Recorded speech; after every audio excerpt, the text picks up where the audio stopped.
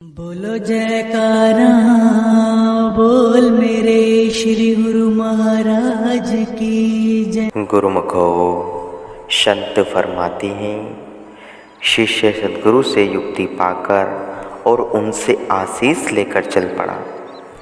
उसकी आज्ञा अनुसार कार्यवाही करने पर वह अपने मनोरथ में सफल हो गया। इसी प्रकार ही माया भी अपने अनेक रंग दिखलाकर जीव को लुभाती है।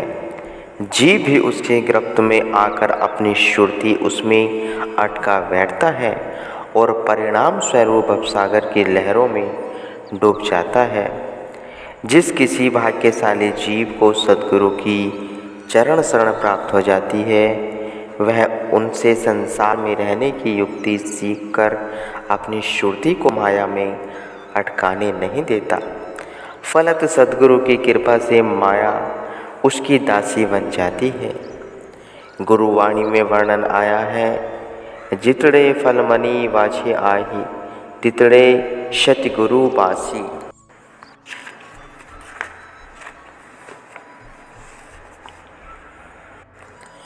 भाव यही है कि जितने भी लोक परलोक के सुख किसी को वांछित हो जाते हैं, वे सब संत सद्गुरु के पास मौजूद हैं। वे सेवक की सेवा में से प्रसन्न होकर ये सारे सुख अनायास ही उसकी झोली में डाल देते हैं। उनकी दया की एक दृष्टि मात्र से ही एक अति दरिद्र व्यक्ति भी धनवान बनकर राज्य पद को प्राप्त कर सकता है। एक कथा में आया है, एक निर्धन सत्संगी लड़का था जो नित्य प्रति एक पूर्ण संत जी के पास सत्संग में श्रवण करने जाया करता था एवं श्रद्धा सहित उनकी सेवा भी किया करता था।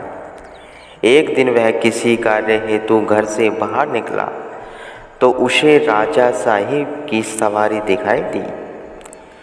बड़े बड़े सम्मानित लोग राजा साहिब का अभिनंदन कर उनसे हाथ मिला रहे थे।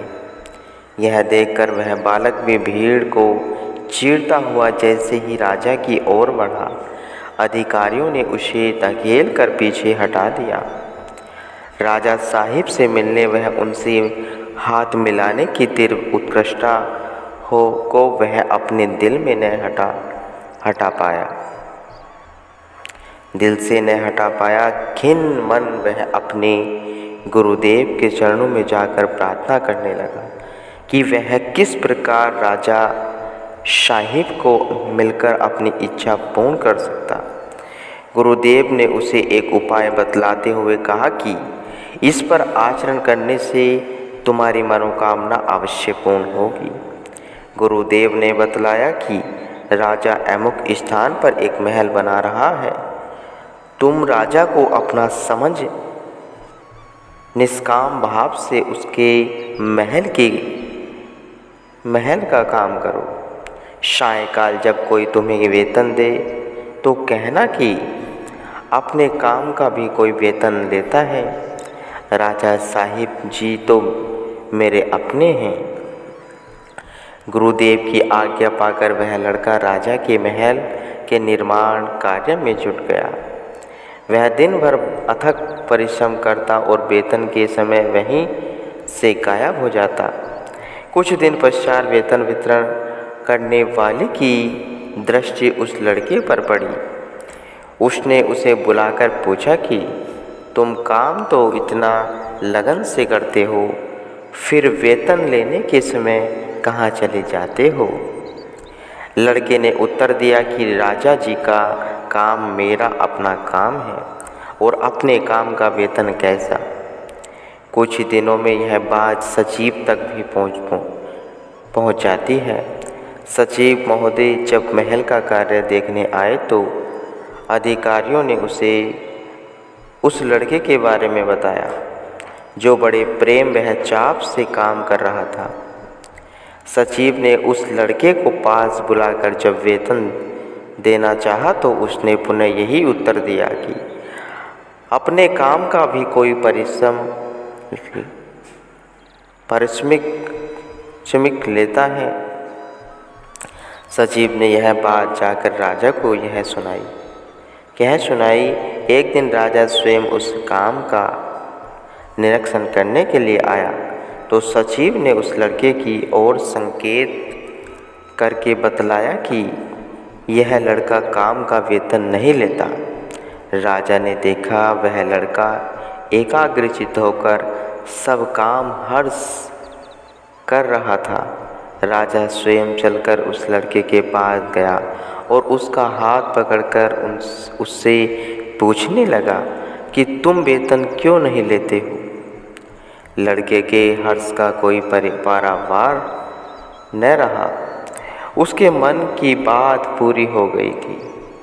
उसने अति प्रसन्न होकर कहा कि आप तो मेरे अपने हैं, फिर यह काम भी मेरा अपना ही हुआ।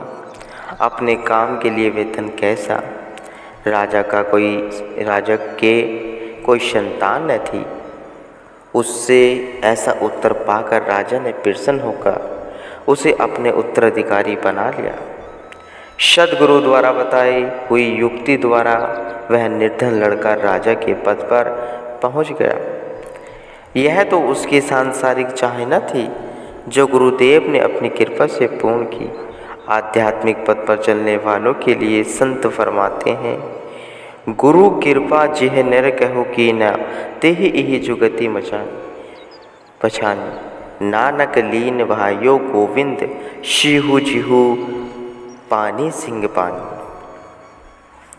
सत्पुरुष फरमाते हैं कि जिस इंसान पर सतगुरु की रहमत हो जाती है वही इंसान उनके बताए हुए नियमों एवं वचनों को समझ पाता है। जिस प्रकार पानी पानी से मिलकर तद्रूप हो जाता है, उसी प्रकार जीव मालिक से मिलकर मालिक का ही रूप हो जाता है। गुरुमुख को सदैव संसार में सद्गुरु के बतलाए हुए उपाय अनुसार ही चलना चाहिए, तभी यह जीवन सुखपूर्वक व्यतीत होगा एवं परलोक भी संवर जाएगा और लोक भी संवर जाएगा। सद्गुरु की महिमा अनंत है। वेद शास्त्र वह शेष शारदा भी इसका पारावार नहीं पा सके। इनकी कृपा की एक दृष्टि की रंग को राजा बना देती है। सुरती की धारा को सद्गुरु के शब्द के साथ जोड़कर ही नित्य आनंद के बाद प्राप्ति की जा सकती है। यही जीवन का वास्तविक ध्येय है। इस ध्येय को प्राप्त कर लेने पर ही यह दुर्लभ है बहुमूल्य मानव तन सफल हो जाता है। संसार में चतुर व बुद्धिमान उसे ही कहा जाता है जो 1 रुपया देकर पूरे रुपये की वस्तु खरीद करता। यदि कोई कीमती लालों के बदले कौड़ियाँ खरीद कर तो ऐसे बुद्धिमान मनुष्य पर सब व्यंग ही कसेंगे। इसी प्रकार जिस मनुष्य ने मानव तन जैसा दुर्लभ व कीमती जन्म पाकर अमूल्य नाम प्राप्त नहीं किया और अपने श्वासों की अनमोल पूंजी को इस क्षणभंगुर शरीर के पालन पोषण में ही व्यर्थ गवा दी, तो संतों सत्पुरुषों ने अपनी वाणियों व उसके जीवन को धिक्कारते हुए फरमाया है, खा दिया मुँह भटा पे निंद्या शमु अंगू। नानक द्रवगु दिना दिय जीवा जिन सचिव ने लागू रंगू। भाव यही कि सदा खाते पीते रहने से जीव की जीवा घिस गई है और तरह तरह के वस्त्र पहनने से शरीर के सभी अंगों में शीतलता आ गई है। श्री गुरु साहिब जी फरमाते हैं कि धिक्कार है उनके जीवन पर जो सच्चे मालिक के प्रेम के रंग में नहीं रंगे गए हैं, अर्थात वृद्ध अवस्था आ जाने पर भी जिन्होंने नाम से प्रीत नहीं लगाई है, उनका जग में आना ही व्यर्थ है।